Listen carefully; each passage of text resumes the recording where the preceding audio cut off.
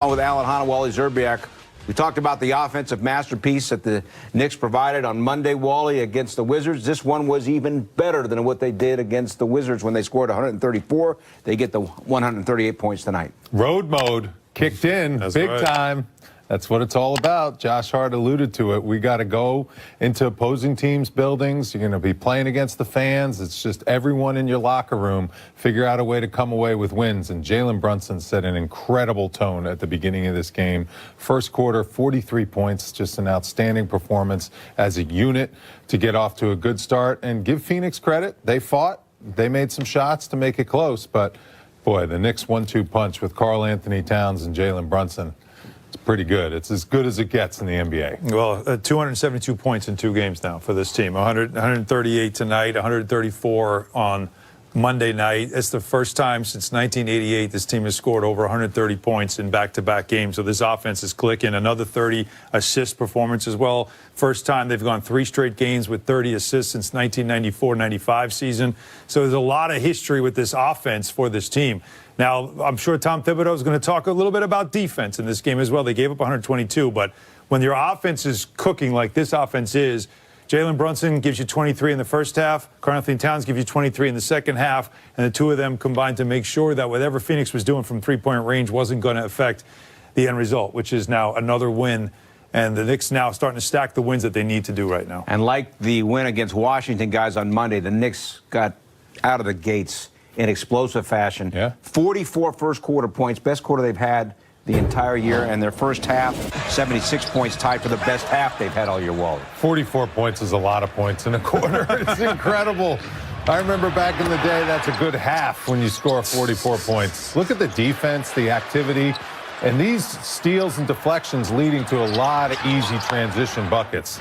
The Knicks just really came in ready to play, set the tone for this road trip. The first game came out lights out. Jalen Brunson really likes shooting in the footprint center. Oh, yeah. He's 16 for his last 20, Brunson, from 3 in this building. 16 for 20. There's some buildings where you like those nets and you like those rims, Bill Pito. The lighting, all right? It's all about the lighting. It is about the lighting. It's about the lightings. There's the bench getting into it. Cameron Payne in his old stomping ground, putting up points, making plays. OG Anunoby drilling threes. Another really balanced attack. This team is loaded. Look at those numbers. Look at Another over efficiency. 50%. Guys, and we talked, Alan, before we came on, that's the 8th game now. This is the 8th game the Knicks have had at least 30 assists. Last year, for the entire season, they had at least 30 assists 10 times. Yeah. They've already done it 8 times in 15 games. This is a different offense, as we've seen, obviously, right? If the ball moves, it doesn't stick. People move. There's not a lot of standing around. There's not a ton of ISO anymore in this game. And they start out games like this now, which, again, Wally, it shows you that over the last week and a half, something's starting to click. But the one thing that you have noticed starting games is a different attitude that they've had. And it's after that Pacers loss in Indiana that you heard a lot of the players. They were mad about that game. And you heard them talk about how we can't be like this. We've got to step it up. They have since that game. Yeah, they have a good core. That starting unit is as good as they get, and they're getting contributions off the bench. They got smoked in high pick and roll in that Pacers game. And since then, Tom Thibodeau's made some adjustments. He's figured out that teams are not just going to be able to do whatever they want running that play against us. And the defense has picked up a little bit. Obviously gave up 122 points, but when you score 138, it doesn't matter.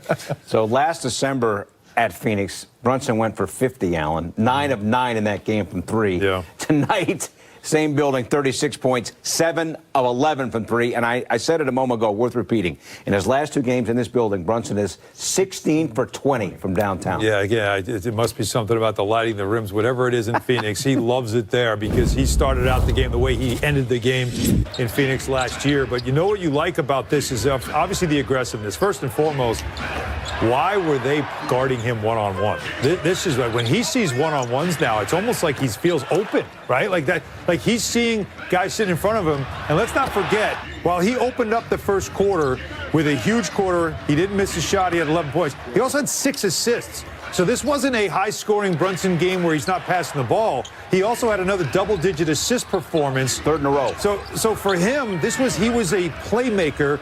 He was the system. in this offense and the reason why and the catalyst, Wally, of why the engine got cooking early. Yeah, it was a phenomenal start. We've alluded to these first couple games of the year. I think he's kind of setting the table for his teammates first. Now he's starting to get aggressive and kick things into gear. And those are some eye-popping numbers. 50-9, 36-10. Just overall domination when he gets in that nice, dry heat of that Phoenix weather. It's impressive basketball that he's been playing. This Knicks team is really kicking into gear.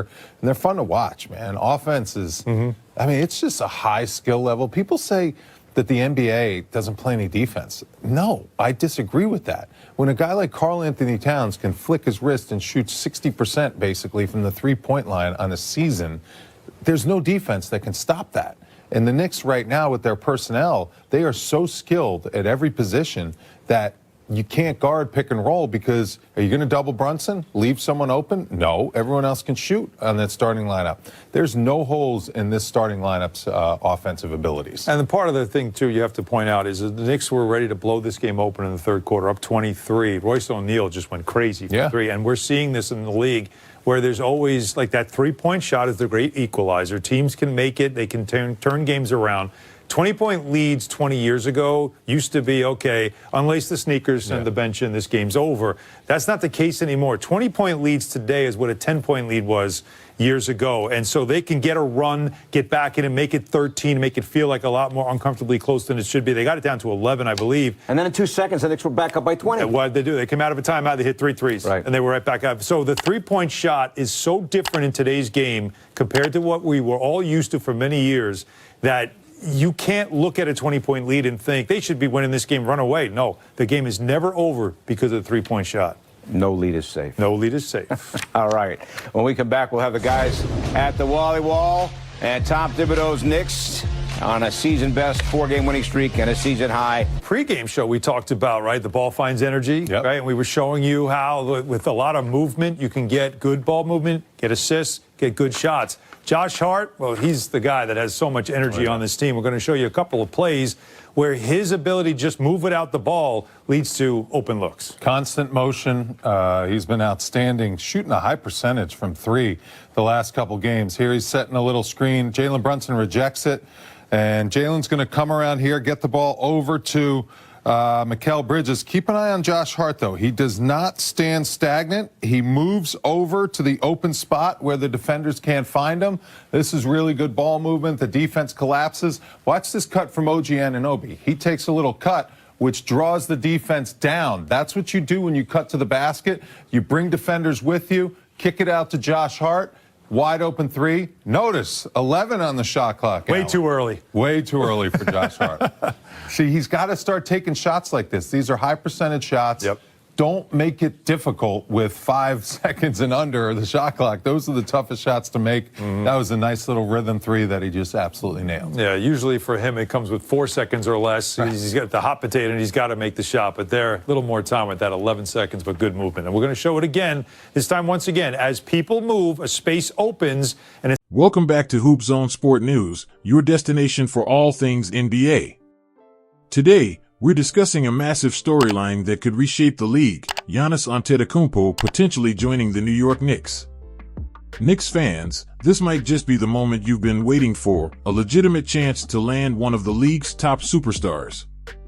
Let's explore what this means for the Knicks and their future ambitions. Giannis Antetokounmpo, the two-time MVP and one of the most dominant forces in basketball, has been linked to the Knicks amid whispers of potential moves in the coming seasons. For New York, landing Giannis would be transformative, putting them back in the spotlight as championship contenders. The Knicks have already built a promising foundation. With Jalen Brunson as the floor general, R.J. Barrett emerging as a consistent scorer, and Julius Randle's physical presence, the team has the core pieces to complement a player like Giannis.